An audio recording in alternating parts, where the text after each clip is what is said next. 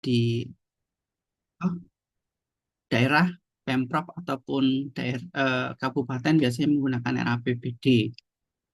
Nah, sistemnya sudah banyak yang dilakukan, apalagi yang belum pernah dilakukan sama Pemprov DKI, mereka menggunakan e-budgeting. Mulai dari estimasi biayanya berapa, penganggarannya seperti apa, pelaksanaannya itu diawasin bersama, baik itu dari eksekutif maupun legislatifnya. Tapi kalau di pabrik atau di industri gimana? Ya biasanya yang ngontrol dari manajemen, baik itu yang punya project, entah itu engineering ataupun maintenance, dan pengawasannya, pengeluarannya diawasi oleh bagian finance. Cara membuat penganggaran atau estimasi biaya itu ada beberapa teknik. Yang pertama top-down estimation, yaitu digunakan proyek sebelumnya. Jadi pada saat kita membuat anggaran atau biaya, estimasinya reflect atau berkaca dari proyek yang sudah pernah dikerjakan. Itu top-down. Kalau bottom-up, itu berdasarkan paket kerja terkecil dengan menjumlahkan seluruh hingga biaya totalnya itu didapatkan. Misalnya pada saat mau membuat apa sebuah kanopi, biasanya dibuat breakdownnya terlebih dahulu. Materialnya ada berapa, siapa yang ngerjakan, tenaga kerjanya berapa, waktu pengerjaannya berapa lama, terus total biayanya berapa. Nah, ada parametrik modeling, yaitu estimasi biaya yang dilakukan dengan memanfaatkan beberapa karakteristik proyek yang menjadi parameternya. Misal, pada saat kita membuat apa namanya sebuah rumah, nah dipretelin satu-satu. Kira-kira bikin pondasinya berapa? Terus kemudian dindingnya apakah dia mau ditembok atau mau digunakan papan biasa? Terus atapnya mau menggunakan rooftop, dicor atau genteng biasa atau menggunakan asbes. Nah, itu menggunakan parametric modeling. Nah, dari masing-masing model ini biasa yang banyak digunakan itu adalah top down dan juga bottom up. Karena apa? Kalau proyeknya itu belum terlaksana, biasanya akan reflect proyek sebelumnya atau dia di breakdown satu-satu dari yang terkecil. Sehingga kondisi seperti ini dari top down dan juga bottom up itu mempunyai uh, plus minusnya masing-masing. Secara pengambilan keputusan strategi itu lebih bagus menggunakan top down. Karena apa? Biasanya kalau proyeknya mirip-mirip itu nggak akan jauh beda anggaran biayanya dengan proyek sebelumnya. Tapi kalau secara perhitungan biaya yang lebih detail dan juga waktu proyeknya bottom up itu lebih unggul dibandingkan top down karena setiap proyek waktu selesainya dan juga bill of quantity-nya punya sendiri-sendiri. High uncertainty-nya lebih dominan yang top down, untuk internal dan juga small project-nya juga top down. Tapi untuk fixed price-nya yang akan nanti disepakati antara owner project dan juga kontraktornya akan lebih detail kalau bottom up. Karena cost structure-nya dia lebih detail per masing-masing sub project-nya. Berikut juga customer wants detailnya. Karena apa? Lebih clear. Kira-kira biayanya per masing-masing scope project-nya itu berapa. Tapi kalau yang unstable scope-nya, ruang lingkupnya lebih dominan yang top down. Karena ruang lingkupnya itu lebih tergambar. Nah, ini perbandingan dari metode yang digunakan, baik top down maupun bottom up. Secara klasifikasi sendiri, kalau kita menghitung sebuah budgeting, biasanya kalau di industri ada beberapa tipe. Berdasarkan tipenya sendiri itu ada direct atau indirect. Itu kenapa kalau kita membuat costing sebuah produk, di situ ada yang namanya direct material ataupun indirect material. Di mana kalau direct material berarti yang berhubungan langsung dengan produk yang akan dibuat ataupun produk yang akan dijual. Sedangkan indirect materialnya itu material yang secara tidak langsung dia nggak berpengaruh, tidak nempel di produknya, tapi dia mempengaruhi dari proses pembuatan produk tersebut. Nah, ini biasanya kalau di procurement atau purchasing itu ada dua klasifikasi bagian, yaitu direct atau indirect materialnya. Sedangkan dari klasifikasi frekuensi biaya yang akan timbul itu ada recurring dan non-recurring, yaitu biaya yang sudah pasti ada dibebankan, dan non-recurring dia belum tentu bisa jadi one spot. Misalnya kalau kita apa namanya kayak mendatangkan mesin, otomatis dia hanya one spot atau one time, sehingga dia masuknya non recurring. Tapi kalau recurring ya berarti yang biaya operasional sudah pasti ada setiap bulannya dan akan timbul jadi fixed cost-nya. Berdasarkan adjustment-nya sendiri berarti ada fixed cost ataupun variabel. Fixed cost-nya ya mulai dari biaya mesin, tenaga kerja, terus administrasi udah pasti itu masuk ke fixed cost. Tapi kalau variabel ya dia perintilannya bisa jadi yang ikut yang non recurring, tapi harus tetap dibudgeting agar tidak ada loss dalam perhitungan estimasi biayanya. Secara schedule estimasinya itu ada normal dan expedited. Kalau normal sudah pasti ada setiap bulannya. Kalau expedited ya, sama seperti yang non recurring dia hanya one time atau one spot itu sendiri. Nah, sebagai gambarannya, buat teman-teman pada saat membuat analisa ataupun estimasi biaya, yang saya mau share adalah pada saat ada expansion factory di tempat kerja saya yang lama. Jadi, yang namanya expansion factory atau penambahan pabrik itu wajib ada yang namanya bidding. Karena apa? Dari anggaran biaya yang sudah kita buat, budgetnya berapa, setidaknya kita tahu gambaran pasarnya itu berapa harganya, sehingga eh, kita melakukan tender.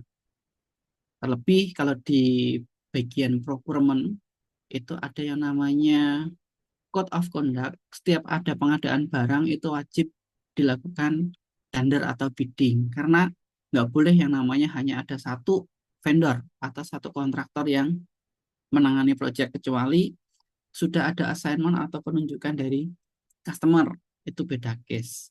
Nah, pada saat mau memperlebar atau menambah factory, kemarin kita undang beberapa kontraktor yang biasa bikin pabrik ya, yang biasa teman-teman lihat di kawasan industri, ada Takenaka, ada Total Bangun Persada, Indo Nakano, Kajima, Tokuyo Construction, dan Tayo Sinar. Ini yang saya undang waktu itu semuanya udah multinasional kontraktor sipil. Pada saat saya ngundang untuk membuat ekspansi pabrik, di awal kita harus detail terlebih dahulu menjelaskan ke masing-masing kontraktor project scope-nya itu apa aja. Biar apa?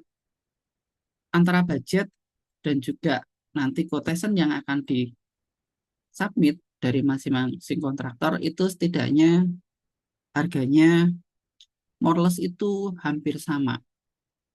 Karena kalau scope-nya masing-masing yang kita jelaskan itu nanti beda, bisa jadi biaya yang akan timbul akan bervariasi. Nah, agar sama, maka detail ruang lingkup proyek yang harus ditangani pun juga harus sama.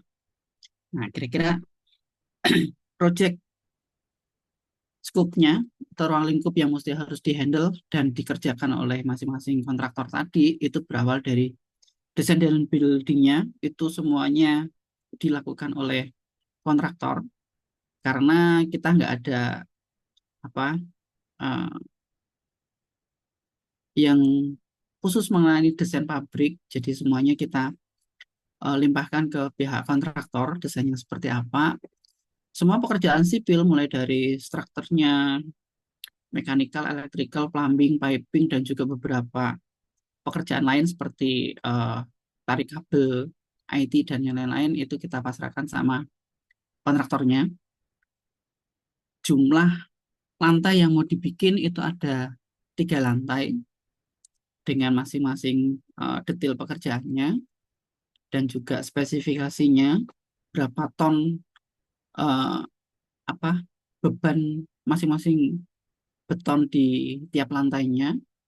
Kemudian facility yang harus disediakan di factory yang baru, mulai dari office, area shop floor-nya, employee facility seperti kantin, musola, toilet, jumlah toiletnya ada berapa titik. Kemudian karena ini expansion, maka kita request untuk ada yang namanya jembatan penghubung antara factory yang saat ini ada ke factory yang baru. Nah, gambarannya kira-kira luasannya di sini ya, plan sama plannya. Di sini wajib kita memenuhi ada ruang hijau, mana area yang boleh dibangun dan boleh tidak boleh dibangun atau masih area hijau sesuai dengan peraturan daerah yang berlaku.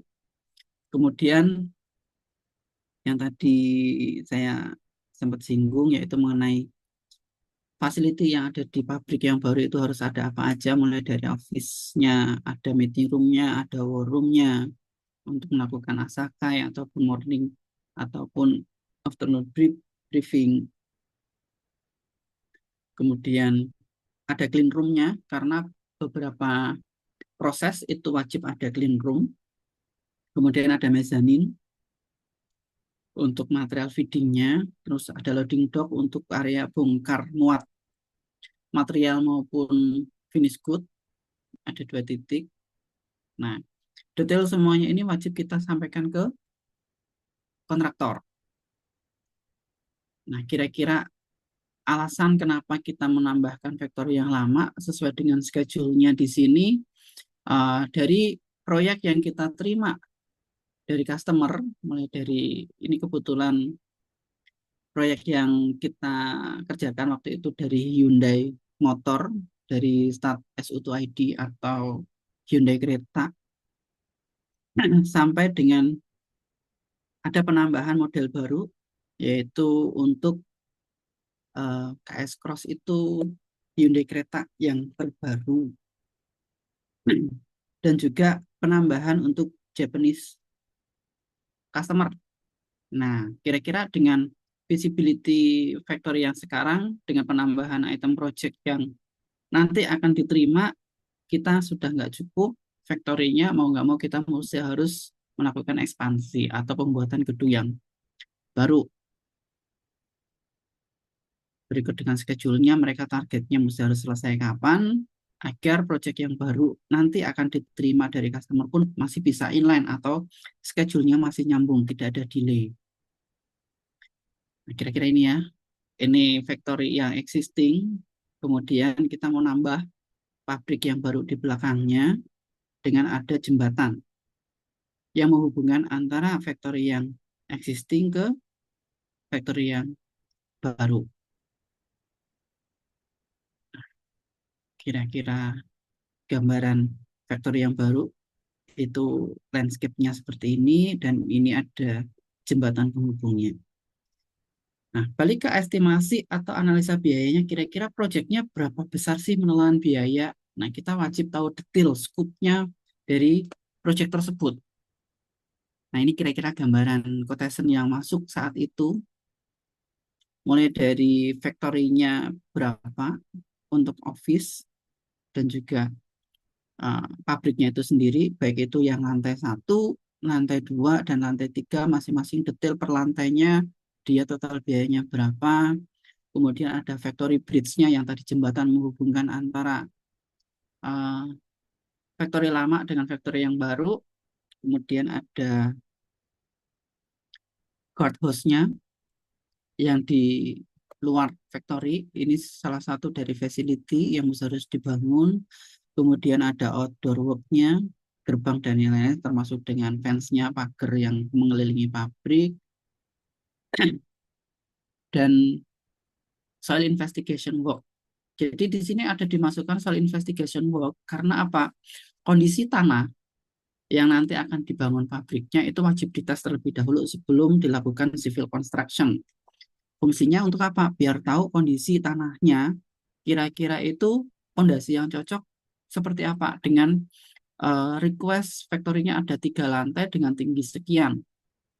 Karena kalau kita salah menentukan fondasi sebagai eh, apa nanti yang struktur factory-nya eh, dikhawatirkan akan ada fail.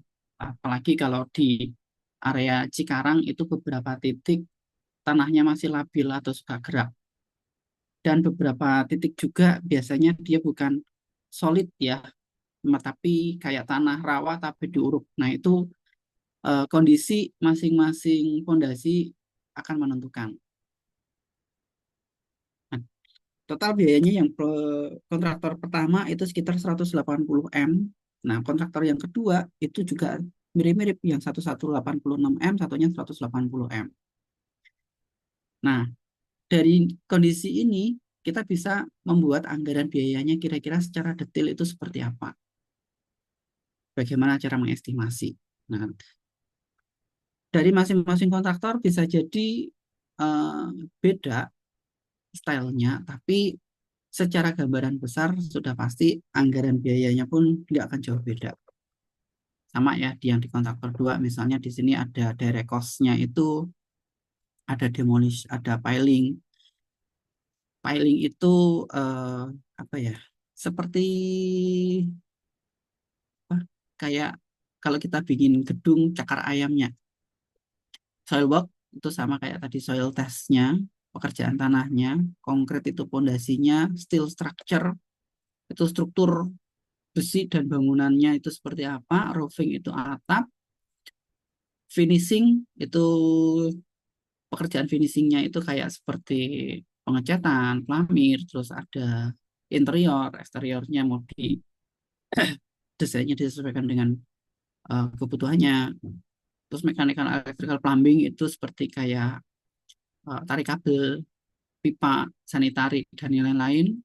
Dan ada set expense. Nah, yang terakhir biasanya kalau ngitung-ngitung udah pasti ada overhead dan juga profit itu masuk. Nah, dari beberapa supplier atau kontraktor yang mengajukan proposalnya ini udah pasti dengan kondisi scope yang kita sudah terangkan, maka estimasi atau budgetingnya pun juga nggak pun jauh beda. Nah, dari sinilah nanti tim purchasing ataupun tim PE yang akan membreakdown per detail item masing-masing cost-nya untuk melakukan negosiasi. Kira-kira ini set plan-nya ya. Gambarannya, ini bridge-nya yang tadi menghubungkan antara factory lama dengan factory yang baru. Ini kondisinya ada loading dock-nya ada 2. Ini ada material rolling dock, kemudian diproses dalam factory, kemudian gudang finish good-nya di sini. Nah, di sini baru dia material finish good-nya keluar untuk dikirim ke customer. Ini gambaran dari atas. Kira-kira project plan-nya seperti ini. Setelah itu, kontraktor wajib membuat schedule. Jadi, dari schedule sini, kita wajib mengestimasi kira-kira ada additional expense atau tidak. Jika ternyata ada delay, proyeknya mundur. Tapi kalau ada delay biasanya kita sudah ada MOU di depan, kita biasanya kenakan penalti ke kontraktor yang mengerjakan. Karena apa? Kita sudah hitung-hitung semua pekerjaannya akan selesai di minggu keberapa atau bulan keberapa. Tapi kalau ada delay wajib biasanya mereka yang akan nanggung. Kosnya berapa. Mulai dari kita menyiapkan MOU, start desainnya mulai kapan, selesai, kemudian ada start construction, tapi sebelum start construction ini wajib ada soil test-nya terlebih dahulu yang harus dilakukan. Setelah keluar baru dilakukan konstruksi, termasuk sampai dengan izin IMB dan yang lain-lain. Nah, izin IMB biasanya kan juga ada cost ya, itu wajib masuk di BQ-nya. Ini ya, desain prosesnya mulai dari soil test, ada skematik desainnya untuk diajukan approval ulang. Apakah sudah sesuai dengan harapan atau yang dibutuhkan dari kita sebagai project owner, design development, ada construction drawing untuk finalisasi. Baru di sini mulai procurement materialnya dan delivery-nya on-site, baru dilakukan preparation. Mulai dari foundation, pile cap, terus landfill, konkretnya, konkret itu betonnya mulai dari level 1 sampai dengan level 3. Karena ada 3 level ya, kita tadi ada 3 lantai yang harus dibuat. Terus ada steel roof atau atapnya, roof covernya, terus terakhir adalah finishing. Baik itu dari lantai 1, lantai 2, lantai 3. Setelah sipilnya selesai, baru MEP, Mechanical Electrical Plumbingnya masuk. Berikut dengan biayanya, nanti ada detailnya di BOQ. Dan pekerjaan yang lain, others itu finishing dan lain-lain. Terus terakhir baru connecting bridge-nya dikerjakan dan infrastruktur selain itu. Setelah itu baru kita lakukan inspection, checklist, dan handover atau berita acara serah terima dari kontraktor. Kalau sudah selesai semua, baru diserah terimakan ke kita sebagai project owner-nya. Schedule-nya harus clear. Biar apa? Budget yang sudah kita buat, biayanya berapa, untuk menghindari adanya other expense atau biaya lain yang akan timbul. Karena kalau expansion factory, biaya yang timbul amat sangat besar kalau tidak dibudgeting di awal. Contoh hal kecil biasanya anggaplah pada saat preparation nih, sudah ada soil test, sudah selesai, terus mulai ada material yang masuk, itu biasanya meskipun sudah di kawasan banyak yang ikut ya, kalau di Cikarang, entah Karang Taruna lah, entah mengatasnamakan siapa, terus tahu-tahu datang nggak bantu proyeknya tapi minta jatah. Nah itu apa? Bisa dibilang konflik sosial yang di luar budget tapi tetap harus dibudgeti. Nah, dari sini masing-masing kontraktor tadi sudah submit quotation, kita sudah nego, terus mana harganya yang best deal, jadwalnya kita confirm, baru kira-kira detailnya yang kita mesti harus tahu bagaimana kita membuat estimasi biayanya, itu semuanya tertuang dari BOQ project. Misalnya di sini ada satu preliminaris, itu ada 12M. Itu banyak item di sini yang mesti harus kita detailkan, mulai dari izin IMB-nya berapa, terus ada molis demolis, terus ada tadi soil test-nya, itu harus dianggarkan. Biasanya ini ya, ada satuannya per masing-masing detail pekerjaannya. Mulai dari struktur. Sama kayak teman-teman kalau mau bikin rumah, biasanya bikin estimasi biaya budget anggarannya. Kira-kira saya mau bikin rumah dengan kondisinya seperti ini, strukturnya, pondasinya harus berapa, ngeduk tanahnya, gali tanahnya berapa meter, terus pondasinya apakah cukup menggunakan bata biasa atau harus beton, cakar ayam atau apa gitu ya. Nah, mulai dari paling bawah dia volumenya berapa, estimasinya ada berapa meter panjangnya per masing-masing lantai, itu wajib detail. Di sini ada satuan dan juga volume kuantitinya. Mulai dari foundation, fondasinya ya, terus ada cutting of pile head-nya. Nah, dari unitnya berapa jumlah yang dibutuhkan per masing-masing apa harga satuannya keluarlah di sini untuk pondasi kira-kira kita mengeluarkan budget sekitar 15 M. Kemudian untuk pekerjaan tanahnya ada site clearance, ada soil test, ada sandbag, leveling, meratakan ya, pemerataan tanah, ada lem konkrit, ada eskavatornya, per masing-masing kubik ataupun per square meternya berapa, itu untuk pekerjaan tanahnya sekitar 2,9 M. Strukturnya di sini ada konkrit, ada reinforce itu tiangnya, betonnya berapa itu habim, terus besi apa yang buat kalau ngecor nah, itu ada ramnya ya, yang besi gili gitu, silinder, terus construction jointnya sampai total termasuk dengan PLN substation itu gardu induk PLN-nya ada berapa ya kira-kira untuk struktur work-nya yang poin A3-nya itu ada 25 M. Kemudian ada lantai. Karena ada 3 lantai, maka mesti harus didetailin satu-satu dari masing-masing lantai. Dari lantai 1, lantai 2, lantai 3.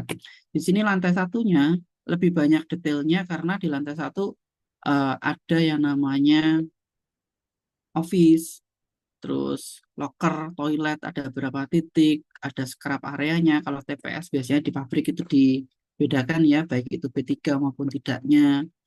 Di sini dibutuhkan lift karena untuk eh, apa mengangkut barang dari lantai 1 sampai dengan lantai 3 kita menggunakan lift, lift barang ya. Terus ada tangga, jadi ada lift sama tangga daruratnya.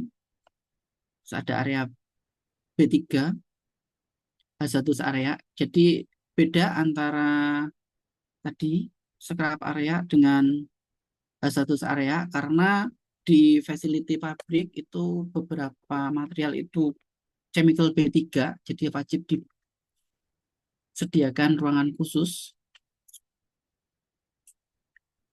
dari masing-masing satuannya, apa yang harus dibutuhkan, berikut dengan harga satuannya.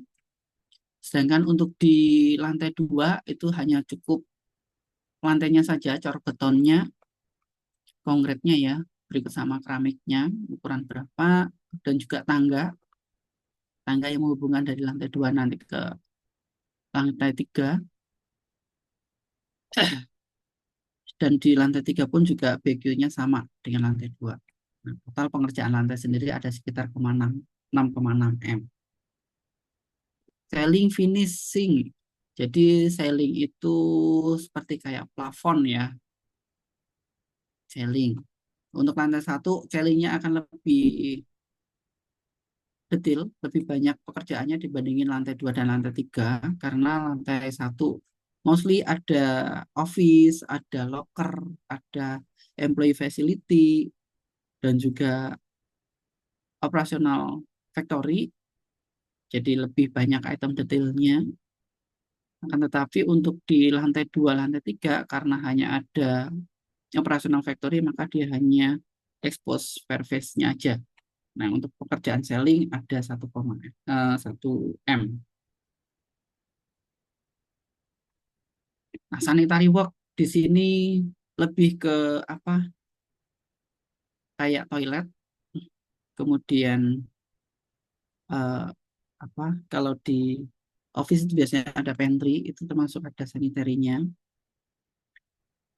Itu ada sekitar 193 juta untuk membuat toilet, baik itu toilet di pabrik, ada toilet cowok sama cewek ya, di office-nya juga sama, ada guard house itu di sini toilet yang di pos security,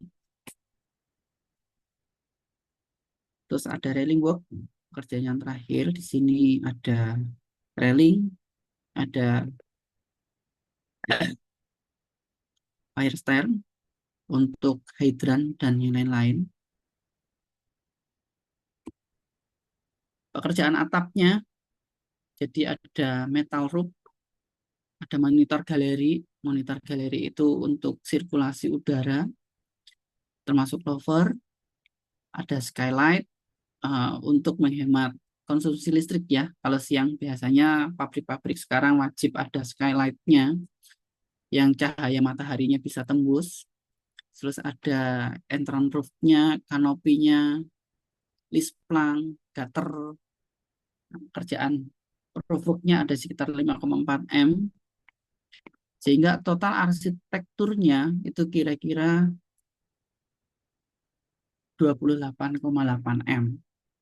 Kemudian ada MEP tadi ya, ada mechanical, electrical, sama plumbingnya. Mechanical elektriknya ada apa saja?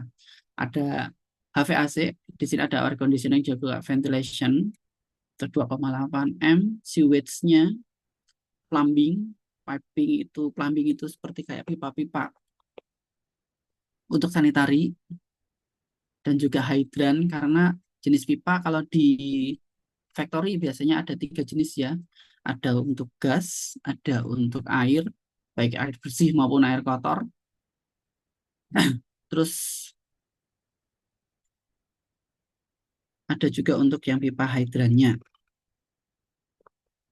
Kemudian plumbing udah, fire protection-nya tadi masuk, termasuk alarm detection. Sistem evakuasi ada lantai darurat sama pintu daruratnya berapa. Untuk alat instalasi telepon ataupun internet sudah pasti wajib ada. Elektrikalnya ini berarti ada sistem tarik kabel dan juga berapa titik lampu dan cargo lift. Nah, sehingga total di sini untuk mechanical electricalnya sekitar 27,1 M. Nah, ini karena pengajuan budgetnya tidak terlalu amat sangat besar, jadi dibagi beberapa scope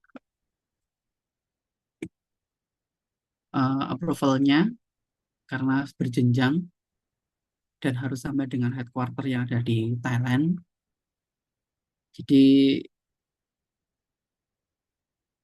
yang saya ambil di sini sebagai contoh hanya sampai dengan mechanical electrical, meskipun nanti di scope yang lain masih ada yang untuk apa seperti pengadaan SIN dan yang lain-lain.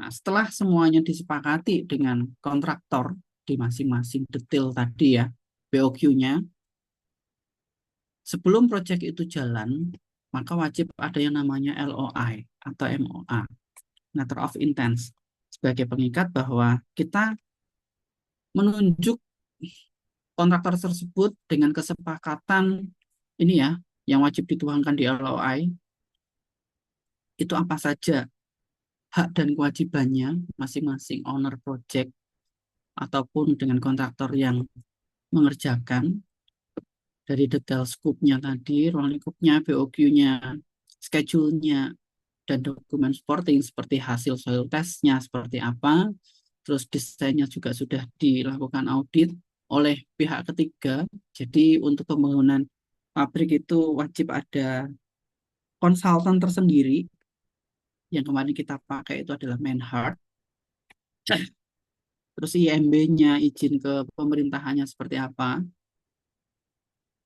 itu wajib dilampirkan. Nah, project cost dan final negotiation yang sudah disetujuin, jadi detail BQ-nya tadi untuk kita nego, setelah nego udah base deal, kita dapat harga yang sepakat, wajib ada tanda tangannya. Termasuk bagaimana term of payment-nya, apakah dibagi menjadi beberapa termin atau lamsam. Jadi kalau biasanya di pabrik itu kalau lamsam berarti kita langsung bayar sekaligus di awal ataupun di akhir sesuai dengan kesepakatan. Tapi kalau dilakukan termin berarti harus ada DP terlebih dahulu, kemudian setelah pekerjaannya dimulai sekian persen selesai baru kita bayar berapa persen, sampai dengan terakhir setelah itu project selesai dan serah terima ke owner, ada biasanya yang namanya retention atau jaminan. Jadi selama 3 bulan setelah selesai serah terima, kalau tidak ada masalah ya baru kita lunasi semua proyeknya yang masih tersisa belum dibayar, tapi selama 3 bulan biasanya ya, jika ada problem atau misal baru serah terima, tahu-tahu selang sebulan pada saat ada hujan badai ternyata ada atap yang bocor, ya berarti wajib mereka memberikan garansi untuk diperbaiki free tanpa adanya cas.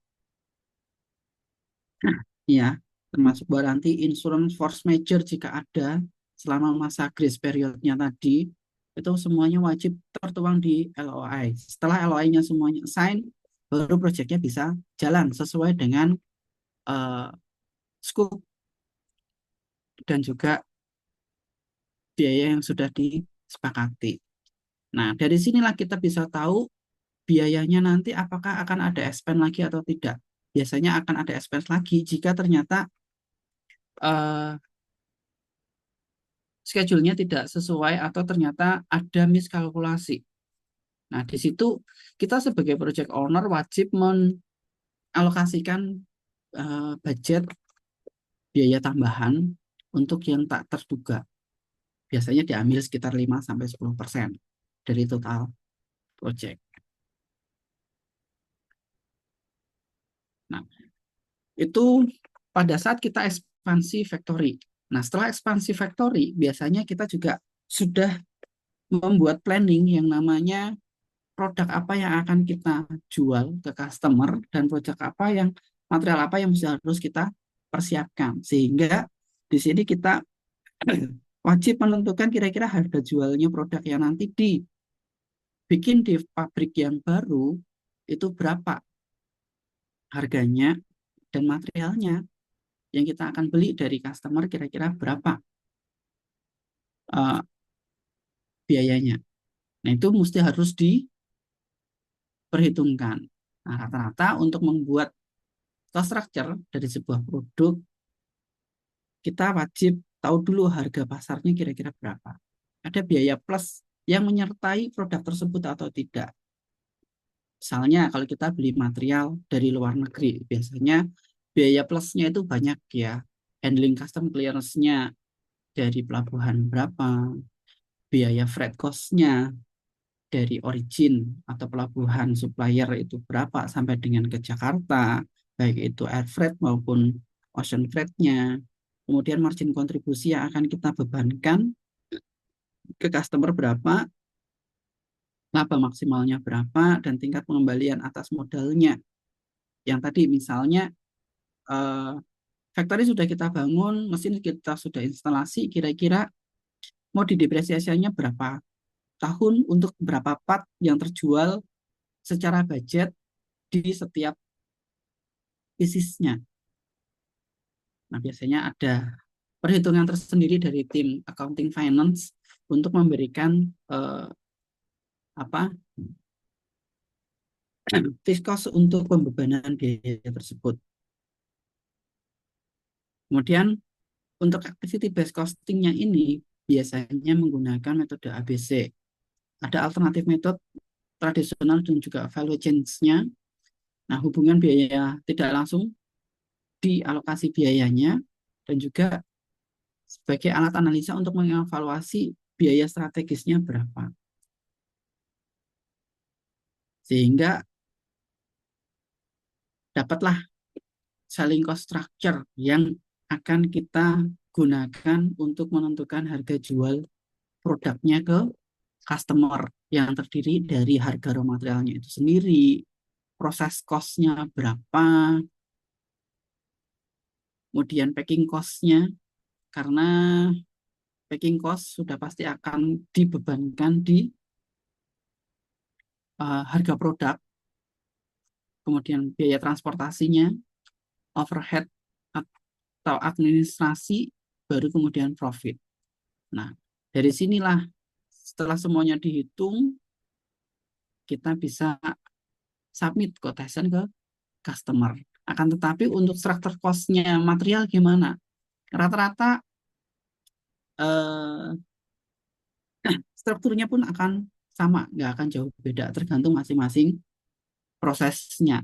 Jadi kita sudah dapat gambaran gimana pada saat kita mau ekspansi factory, total biayanya berapa, kemudian dibebankan ke materialnya itu berapa, fixed cost-nya, berikut proses cost-nya, sampai dengan profit yang akan kita ambil, jadilah harga jual produk. Kira-kira ini ini project SU2ID ya, bumpernya apa? Stargazer. Misalnya di sini proses injection, raw materialnya berapa? Biasanya sudah ditentukan harga raw materialnya TPO dengan grade-nya ini ya, MS220 19. Dia harga per kilonya berapa, berat dari bumpernya berapa. Itu jadi material loss-nya, termasuk dengan material loss. Karena apa? Di injection sudah pasti ada yang namanya runner. Dan runnernya udah pasti akan kebuang ya. Nah, di situ berapa persen diambil 10%. Karena perhitungannya itu eh, ada runner, ada pada saat dia purging di awal, biasanya inject 5 kali itu nggak bisa dipakai, dan biaya material engine-nya kalau ada. Kalau sudah menerapkan zero defect, biasanya rata-rata material loss-nya akan bisa berkurang. Nah, ini kira-kira sekitar 10% dari harga material biasa. Nah, proses cost-nya berhubung plastic injection, maka harus dihitung. Di sini rata-rata patokannya kalau untuk injection maupun stamping itu menggunakan mesin red. Misalnya di sini dikerjakan di mesin dengan kapasitas 1.300 ton, mesin rednya per jamnya itu 419.000 dikalikan dia cycle time-nya. Biasanya injeknya ini bumper, misalnya skid plate itu sekitar 83 detik. Dapatnya dari mana? Pada saat trial di awal, R&D ataupun engineering, dia akan hitung pada saat mulai injek sampai dengan proses selesai, itu berapa detik butuh waktu prosesnya atau siklus time-nya per piecesnya berapa. Sehingga didapatkan dalam waktu 1 jam dihasilkan 36 pieces dengan manpower rate-nya 1 jamnya kira-kira 59.000. Nah, berarti ketahuan ya, manpower-nya di sini 59.000 kali 173, nah, 1 bulan gajinya operatornya berapa. Tapi di sini sudah include manpower-nya itu termasuk dengan uh, supervisinya. Sehingga dapatlah proses cost-nya berapa. Setelah itu ada material management rate atau manajemen cost-nya berapa. Ini ya, termasuk supervisornya, manajernya, profitnya berapa. Sehingga selling price-nya setelah dikalkulasi kira-kira ada 79.000 itu diambil dari harga material, harga proses, manajemen atau overhead profitnya berapa, dapatlah ini. Kemudian ada purchase part-nya. Misal di sini ternyata ada part lain yang nempel di bumper yaitu barcode. Maka satu barcode harganya berapa. Kemudian overhead cost yang lain, misal seperti ada tadi ya, packing loss, ada cukup loss-nya ini misalnya di sini ada apa biaya tambahan lain.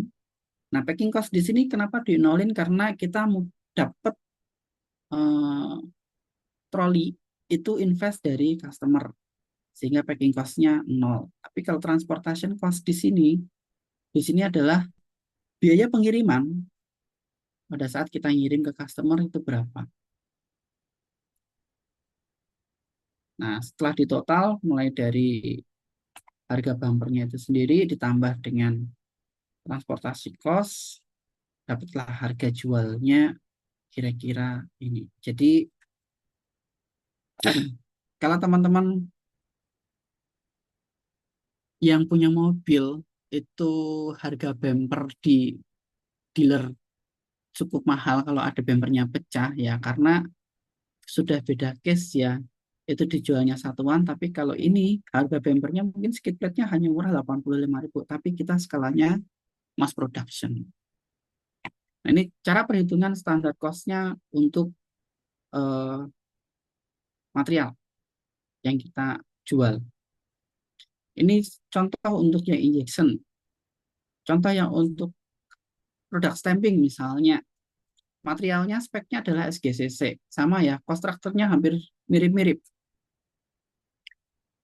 Harga materialnya anggaplah per kilo SGCC itu sekitar 19.000. Nah, standar biasa yang digunakan adalah kita menghitung beratnya terlebih dahulu. Pakai rumus ya, panjang kali lebar kali tebelnya berapa dikalikan berat jenisnya.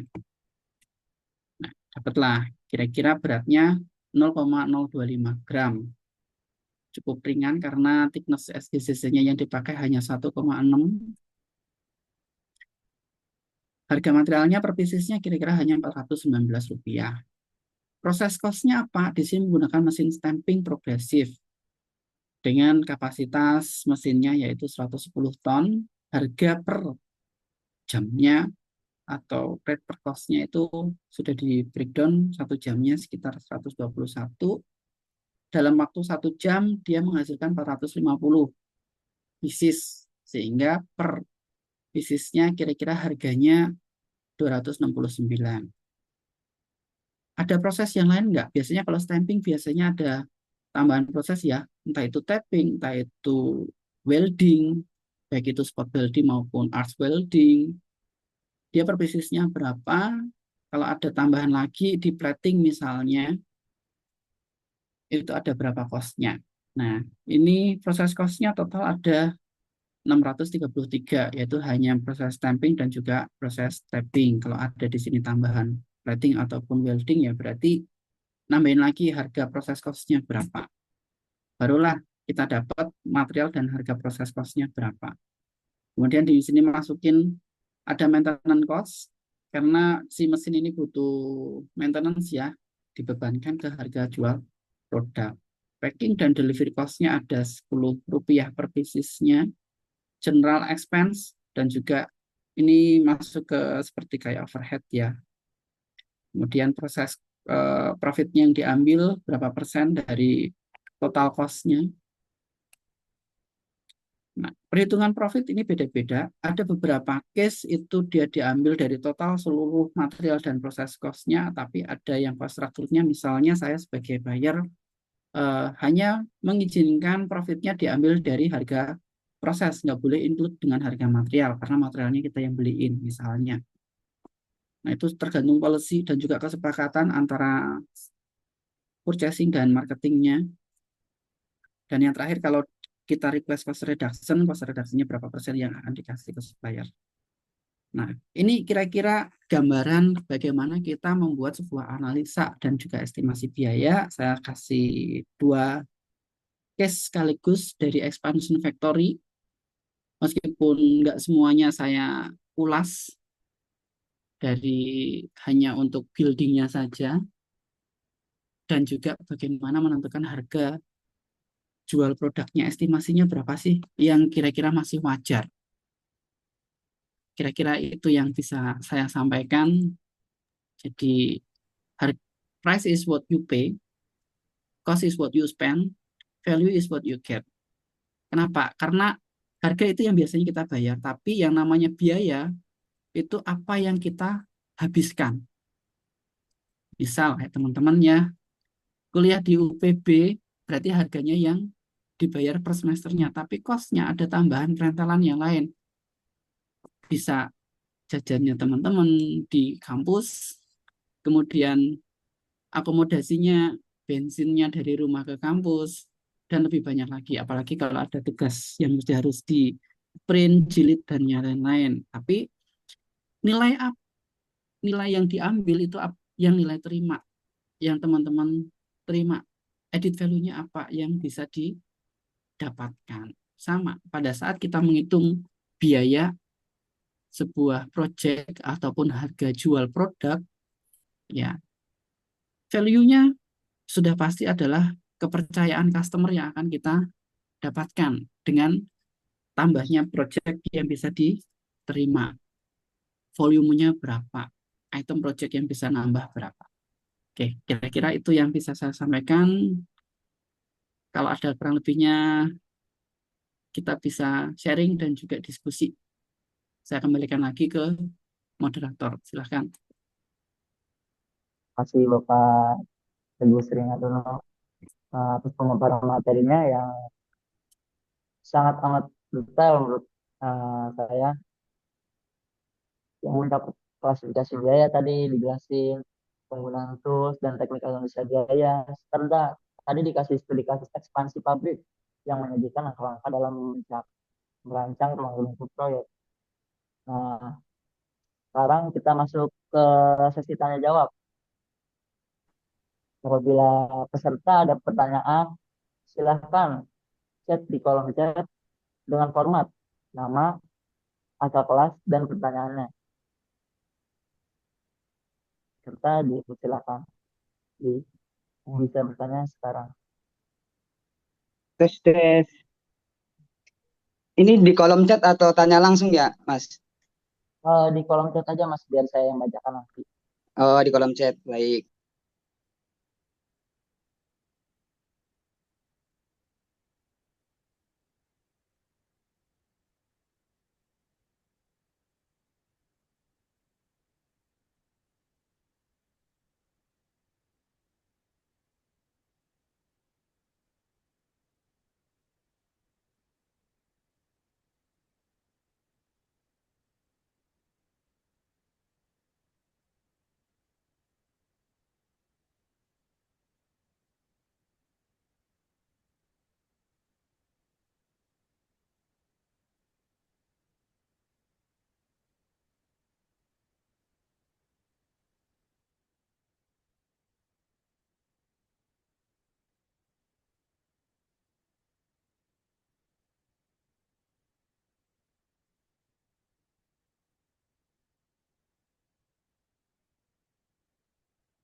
Ada yang tanya nggak?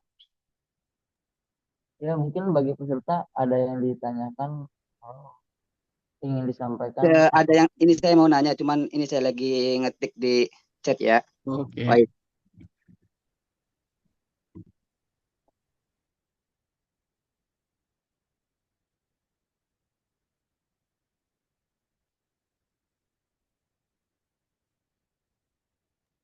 Sebenarnya mau nanya langsung enaknya ya, cuman Oh, boleh, Pak.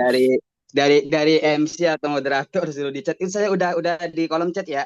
Mohon dicek. Oke, baik. Terima kasih. Oke, baik Mas Lana, makasih pertanyaannya. Di sini Pak ada pertanyaan dalam kasus awal perencanaan pembangunan sebuah pabrik, apakah desain layout dan kebutuhan fasilitas seperti WC, musola, area visi, dan lainnya disusun terlebih dahulu oleh tim internal perusahaan, ataukah langsung diserahkan kepada pihak kontraktor untuk didesain, atau idealnya dilakukan melalui diskusi bersama antara perusahaan dan kontraktor agar tercipta layout pabrik yang lean dan efisien. Ya, terima kasih Mas Lana atas pertanyaannya. Untuk itu silakan jawab. Oke. eh untuk desain BC, musola, area QC, dan lainnya disusun terlebih dahulu tim internal perusahaan atau langsung sama kontraktor yang desain. Jadi biasanya karena kita nggak punya kompetisi khusus untuk menentukan fasiliti pabriknya, jumlahnya ada berapa, biasanya dari masing-masing kontraktor itu sudah punya standar tersendiri. Misalnya dengan 100 karyawan, itu toilet yang dibutuhkan, baik itu toilet cewek maupun toilet cowoknya, itu berapa kuantitinya dan berapa titik, itu mereka sudah punya hitungan. Jadi misal 100 karyawan, setidaknya ada dua toilet. Kalau di factory ya, kalau di office biasanya tetap hanya ada satu, yaitu yang di misal kalau ada dua lantai ya berarti di lantai atas khusus karyawan dan yang di bawah untuk karyawan dan juga tamu. Mereka punya standar sendiri. Misal kalau stafnya ada 50 ya berarti toilet cewek sama cowoknya cukup ada satu titik, meskipun itu biliknya nanti bisa disesuaikan, bisa dua atau tiga. baik lantai 1 maupun lantai 2, tergantung dia kapasitas karyawannya berapa. Kemudian kalau di factory itu sama, akan disesuaikan dengan jumlah karyawan, sedangkan titiknya sendiri biasanya di layoutnya akan tergambar kira-kira eh, jarak yang sekiranya jangkauannya lebih cepat itu di areanya mana saja, dan karyawan yang paling banyak itu ada di workstation-nya mana saja. Itu sudah ada, tergantung layout dan desain prosesnya masing-masing factory. Karena untuk yang misal anggaplah line stamping atau injection yang sudah menggunakan progresif ataupun robot, biasanya karyawannya akan lebih sedikit dibandingin eh, yang proses assembly. Otomatis toiletnya pun juga titiknya akan disesuaikan di masing-masing area tersebut. Jadi yang di area dekat area assembly biasanya akan dibanyakin titiknya, toiletnya, dan juga di area yang tadi ada semi automation. Nah, itu akan disesuaikan. Nah, biasanya kontraktor pada saat kita undang meeting berbicara soal ruang lingkupnya, mereka sudah punya gambaran. Mereka akan proposnya toiletnya berapa titik dan berapa bilik yang harus disediakan.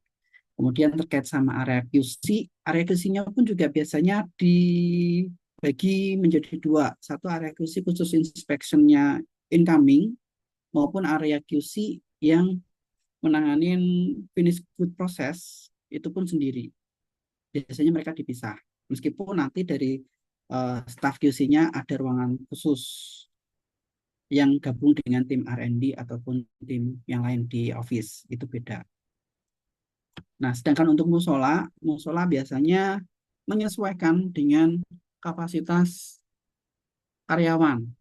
Bisa musolanya ditaruh di luar, beda dengan factory ini, asal lahan hijaunya persentasenya masih mencukupi, tidak kurang dari aturan dari pemerintah. Karena kalau tidak salah aturan dari pemerintah, setiap pabrik wajib mempunyai lahan hijau sekitar 25-30%. Jadi nggak boleh semua lahan di pabrik itu dibangun gedung atau dibangun facility. Karena apa? Itu akan nyesuaiin dengan IMB-nya dan wajib ada lahan hijau. Itu kenapa ada beberapa pabrik yang dia musolanya itu jadi satu dengan factory, ada yang terpisah. Itu akan nyesuaiin dengan namanya regulasinya pemerintah ya. Bahkan yang namanya kanopi itu sendiri akan mengurangi lahan hijau. Nah, itu juga akan dipertimbangkan. Sehingga untuk menentukan layout pabriknya lean atau tidak dan efisien atau tidaknya, satu akan disesuaikan dengan square meter area factory-nya, prosesnya apa yang mau dibangun. Berikut dengan facility employee-nya. Termasuk karyawan kantinnya ada di mana, kliniknya ada di mana, kalau butuh mungkin ruangan buat serikat itu ada di mana. Nah, semuanya akan disesuaikan dengan luasan bangunan dan juga proses dari factory tersebut. Oh, berarti semua analisanya dari kontraktor ya, Pak ya? Terkait hukum-hukum Ya, tadi, terkait penghijauan dan lain-lain itu kontraktor sudah mengerti ya? sudah mengerti karena mereka yang akan berhubungan langsung dengan izin ke pemerintah. Tergantung proyeknya. Kalau IMB-nya yang ngurus dari internal factory, ya internal factory mesti harus menyediakan kira-kira saya hanya bisa mengalokasikan untuk dibangun pabriknya luasnya sekian meter. Tapi kalau semuanya lamsam dari proyek kontraktor yang buat, ya kita sudah kasih poin pentingnya ruang lingkupnya apa saja. Tapi misalkan ya Pak ya, misalkan dari kontraktor sudah propose desain ke kita ke internal, terus dari engineer kita misalkan, oh ini untuk area produksinya, untuk lainnya seperti ini, itu kita boleh ajukan Pak, Boleh, misalkan request. selama di situ eh, apa luasannya masih cukup, tanpa mesti harus consider dengan movementnya, movement untuk forklift dan lain-lain itu masih bisa di setup. Oh ya berarti boleh request ya di negosiasi tersebut ya Pak ya. Iya, jadi biasanya pada saat kita mau expansion factory atau bikin pabrik baru, pasti akan kontraktornya akan tanya, ini prosesnya nanti apakah untuk assembling, untuk stamping, untuk injection, printing, atau proses yang lain, kira-kira luasan mesinnya untuk produksinya berapa? Movementnya mana aja, itu pasti akan tergambar dari situ. Karena apa?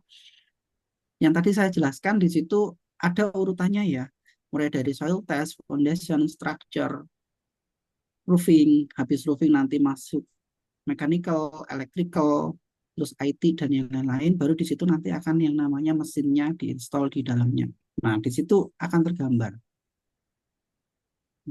Berarti bill of quantity-nya juga Pak, itu dari kontraktor ya? Kalau bill of quantity yang jelas itu dari kontraktor, karena masing-masing kontraktor itu akan punya desain masing-masing. Itu ngasih ngasih ke kita itu Pak, bill of Wajib, quantity-nya. wajib, Wajib ya? Oke, wajib. oke, oke.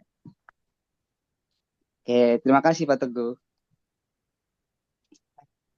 Pak Teguh untuk Ini penjelasannya dan bertanya. ulasan atas. Pak Teguh ada pertanyaan kedua dari Asep Supriyadi dari E23B3 ingin bertanya tentang penawaran harga proyek pembangunan pabrik baru apabila penawaran sudah disetujui dan proyek pembangunan sudah berjalan, tetapi di tengah-tengah pembangunan ada tambahan kerjaan yang belum ada di penawaran sebelumnya yang sudah disetujui. Bila terjadi hal seperti itu, bagaimana solusinya?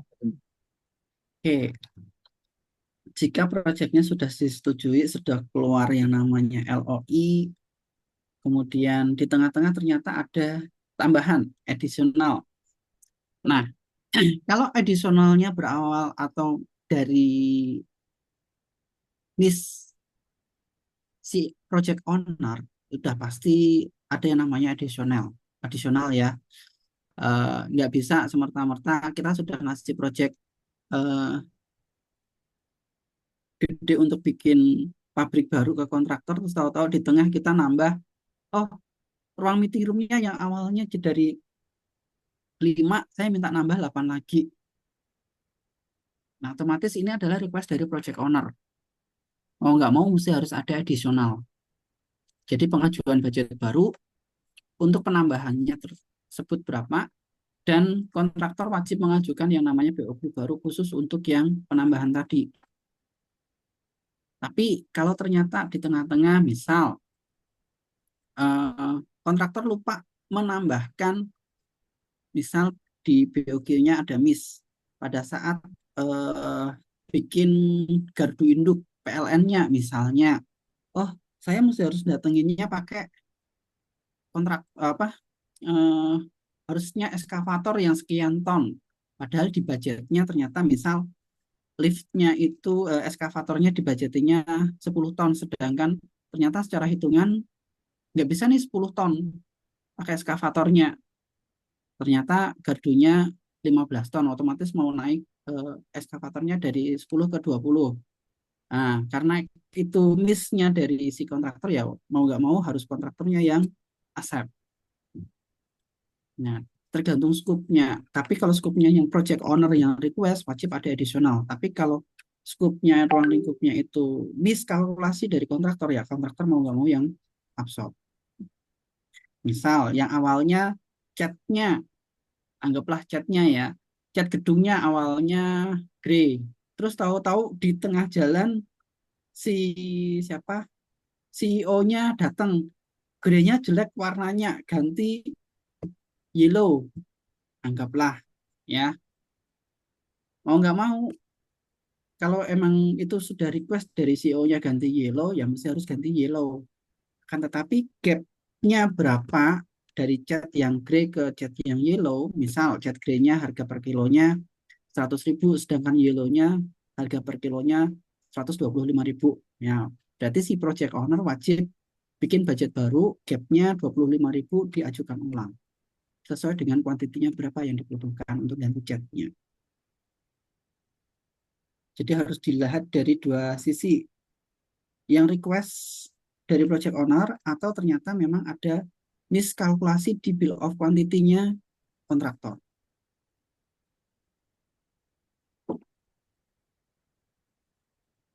Terima kasih Pak Teguh atas penjelasannya. Bagaimana Mas Asep? Apakah ada yang kurang atau gimana? Bisa ditanyakan lagi. Ya, sudah mengerti. Akan lanjut di pertanyaan terakhir dari Abdul Ajid dari Y22B1. Saya ingin memulai atau mencoba menjadi seorang marketing dalam menentukan harga produk, pastinya ada komponen yang harus diperhitungkan, diantaranya BOP. Apa metode yang umum? Apa metode yang umum digunakan untuk mengalokasi BOP produk? Oke. BOP ini bill of process kah? Biaya overhead pabrik, Pak. Kayaknya. Oh, Kayaknya sih biaya overhead pabrik. biaya overhead pabrik. Apakah ada apa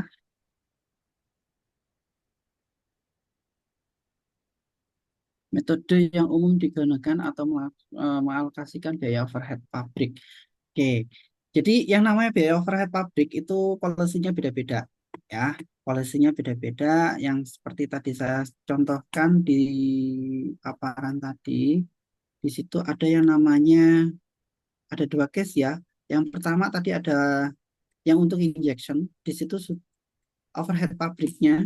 Bentar, saya izin share screen lagi ya.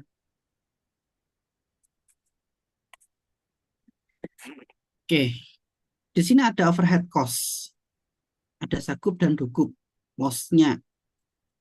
Oke. Terus ada packing cost, ada transportation cost.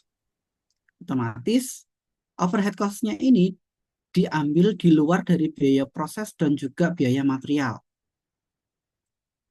Nah, biaya materialnya sudah termasuk dengan manajemen cost dan juga profitnya berapa. Apakah ada metode khusus? Ya, semuanya tergantung policy. Polisinya kalau manajemen cost-nya, overhead-nya, misal manajemen cost itu termasuk biaya supervisi, manajemen, terus biaya listrik, yang fixed cost-nya ya, listrik, terus air, kemudian biaya internet, terus biaya security, biaya OP, dan lain-lain, udah termasuk di manajemen cost, ya berarti overhead-nya sudah masuk di sini.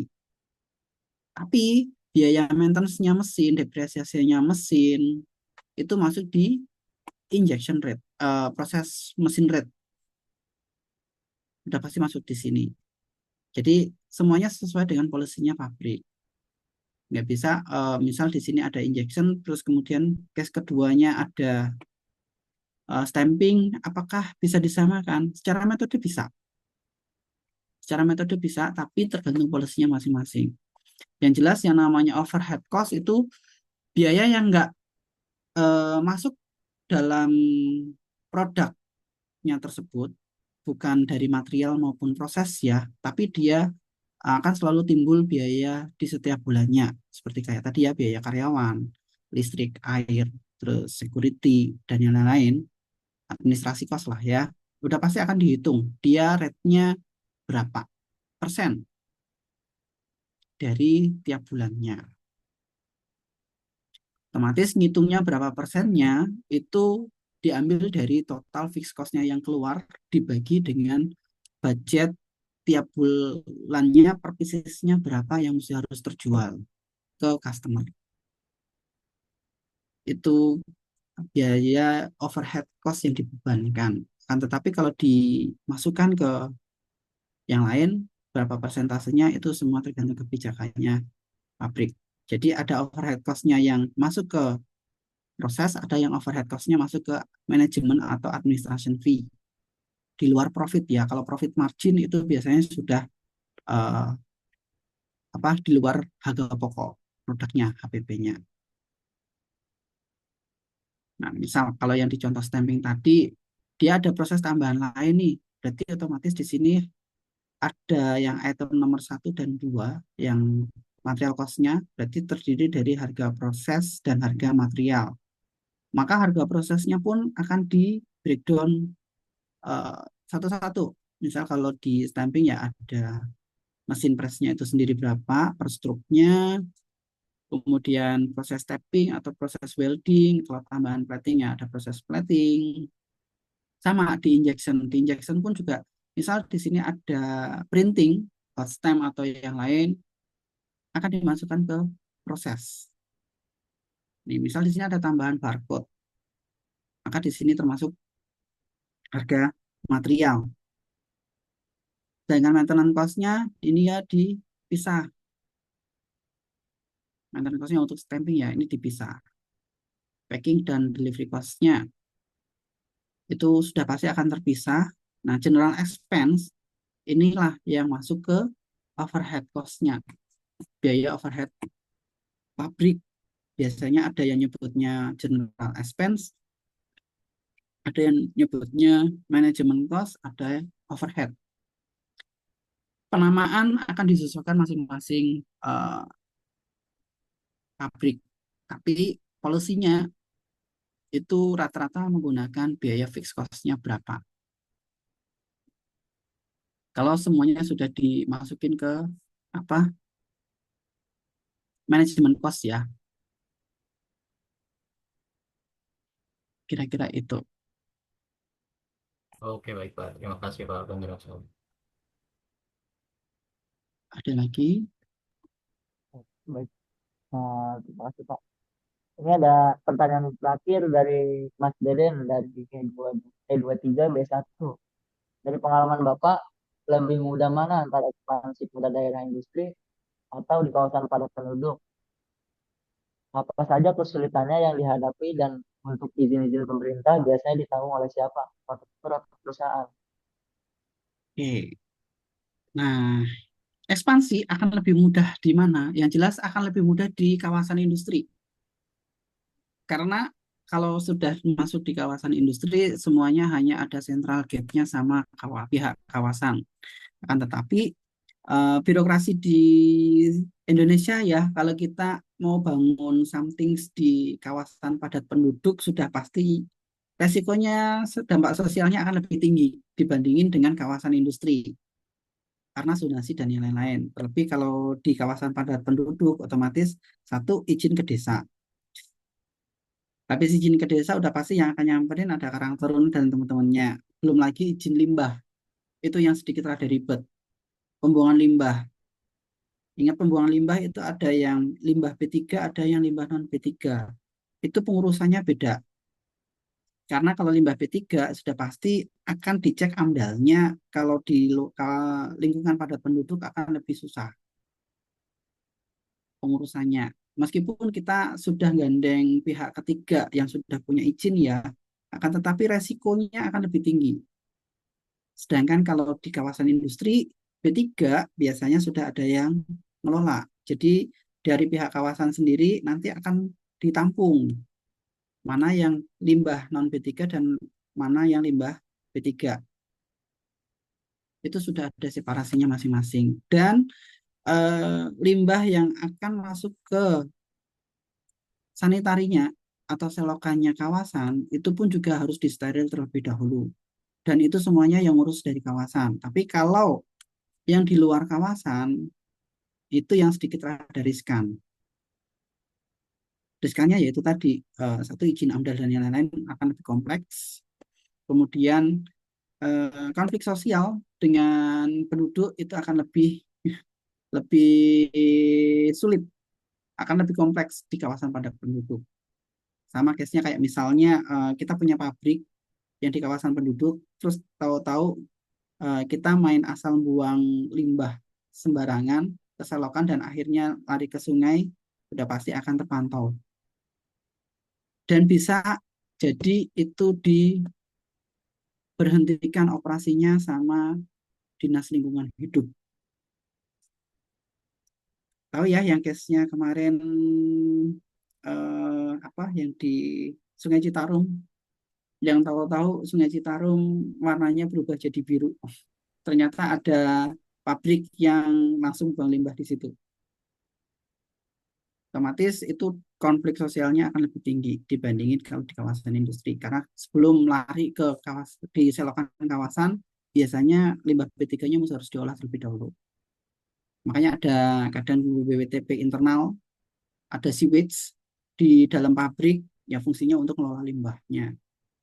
Ya, izinnya akan lebih gampang mana ya? Udah pasti akan lebih gampang di kawasan industri karena emang sudah diperuntukkan zonanya untuk industri. Nah, yang nanggung siapa? pada saat ekspansi pertama, izin-izin dan yang lain-lain, itu terbentuk kesepakatan. Kayak tadi misalnya saya sudah contohkan pada saat expansion, di situ preliminary work-nya, project pada saat di awal, mulai dari soil test, pengurusan IMB, terus ada konsultan pihak ketiga yang ngecek struktur drawing dan juga arsiteknya, biasanya sudah include sama kontraktor. Tapi khusus untuk IMB, kalau emang perusahaan punya kenalan yang lebih dekat dan lebih cepat ngurusnya dengan pihak pemerintah, biasanya akan diambil alih sama project owner. Tapi kalau dipasrahin ke kontraktor ya nggak masalah. Yang jelas untuk syarat IMB, luasan bangunannya berapa, luasan areanya yang dibangun berapa, dan sisa area hijaunya berapa. Sudah clear, tergambarkan di drawing, project, itu tinggal sepakatan siapa yang mengurus, bisa dari kantor maupun perusahaan. Tapi kalau kantornya nggak mau ribet, ya tinggal pasrah aja sama kontraktornya, kan sudah dibayar jadi satu di projectnya. Ya, jadi kalau di kawasan padat penduduk akan lebih banyak konflik.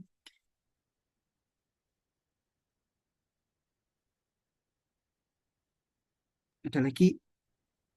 Ya, mungkin itu pertanyaan terakhir dari peserta, Pak. Eh, nggak terasa udah di penghujung acara. Terima kasih kepada Bapak Teguh Sri Ngadono sebagai narasumber pada siang hari ini. Terima kasih atas ilmu dan wawasannya, serta kepada seluruh peserta yang partisipasi pada siang hari ini.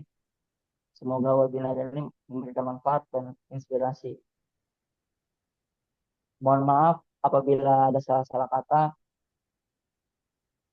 Saya pamit undur diri.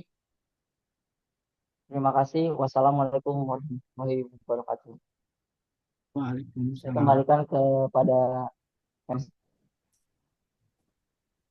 Baik, alhamdulillahirrahmanirrahim, kita telah sampai di penghujung acara.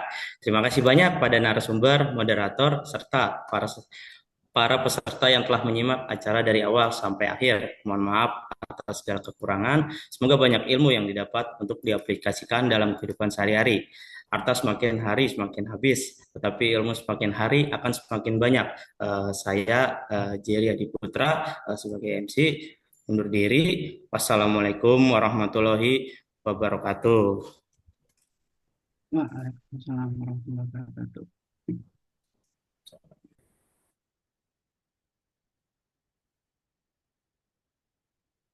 Izin live ya. Pak, terima kasih atas partisipasinya hari ini, Pak. Terima kasih. Terima kasih.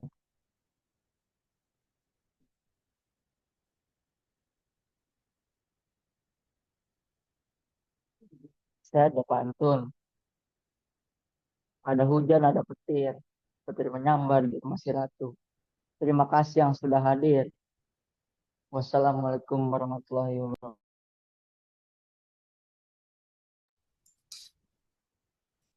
Dah, cabut. Dah.